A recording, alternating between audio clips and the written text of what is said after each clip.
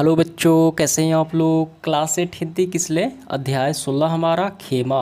इस प्रस्तुत अध्याय के सारे क्वेश्चंस को हल करेंगे। इस अध्याय का नाम है खेमा। इसमें प्रस्तुत अध्याय में एक बाल मजदूर लड़के की कहानी है, यानी बाल मजदूरी कैसे एक लड़का है शोषित होता है।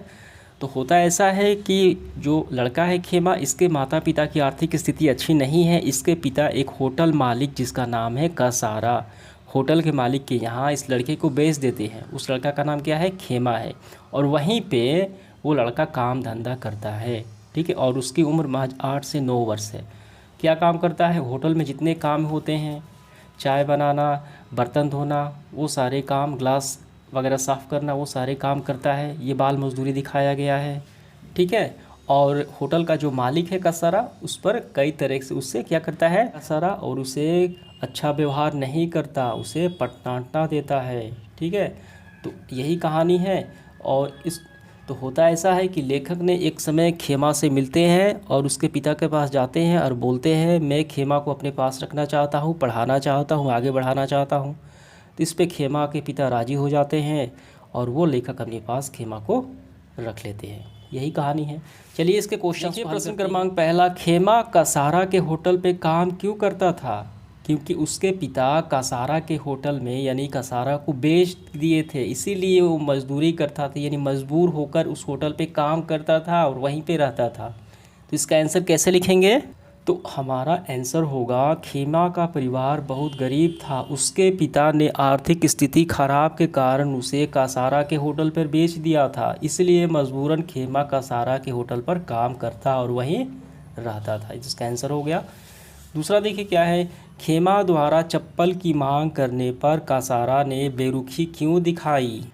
देखिए यहाँ पे, जब होटल पर चाय पीने वाले इक्के दुक्के लोग रह गए, तब खेमा ने अपने सेठ कसारा से कहा, खेमा ने सेठ कसारा से कहा, होटल मालिक से कहा कि मेरे पैर जलते हैं, चप्पल ला दो काका। जो मालिक है होटल का, कसारा ने क्या जवाब दिया, अभी रख दूंगा चप्पलें सिर पर, चल अपना काम कर, बड़ा आया चप्पल पहनने वाला।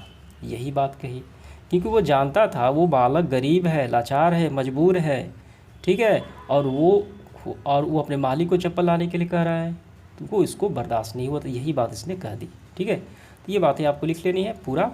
और मैंने अभी बताया, ये उसकी मजबूरी का फ़ायदा उठा रहा था, ठीक है। बाल मजदूरी करवा रहा था और वो मजबूर था, लाचार था, इसीलिए बोल दिया। अगला देखिए तीसरा सवाल, अपने पैरों पर पानी गिराने से खेमा को तसल्ली क्यों मिलती थी।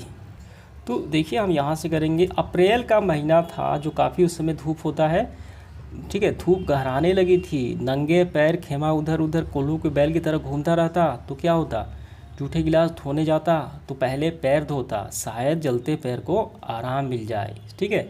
यानी पैर उसका जलता था धूप से, इसीलिए उस पर पानी डालता था ताकि तसल्ली मिल जाए कुछ क्षण के लिए भी।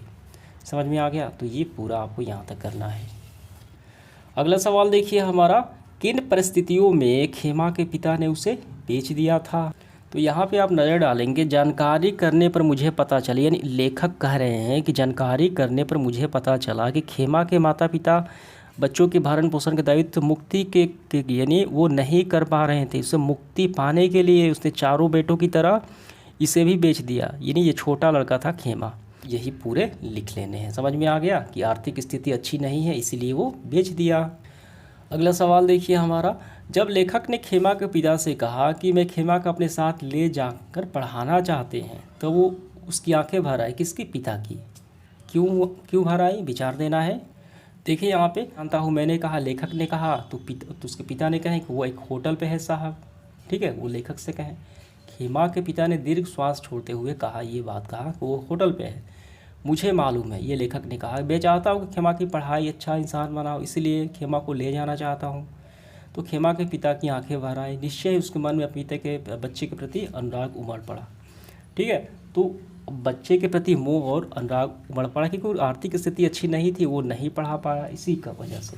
तो इसका आंसर हमारा काफ़ी अच्छे से हमें इस तरीके से लिखना है। देखिए, जब लेखक ने खेमा के पिता से कहा कि वे खेमा को अपने साथ ले कर पढ़ाना चाहते हैं, तो उसकी आंखें भर आई, क्योंकि अपने बेटे के प्रति प्यार और लगाव जाग उठा। वह उसे बच्चों के पढ़ाने का सपना नहीं पूरा कर पाया था, इसीलिए वो भावुक हो गया। समझिए हमारा समाप्त हुआ। ये देखिए परीक्षा के दृष्टिकोण से नहीं होते ये पाठ से आगे, फिर भी समझिए।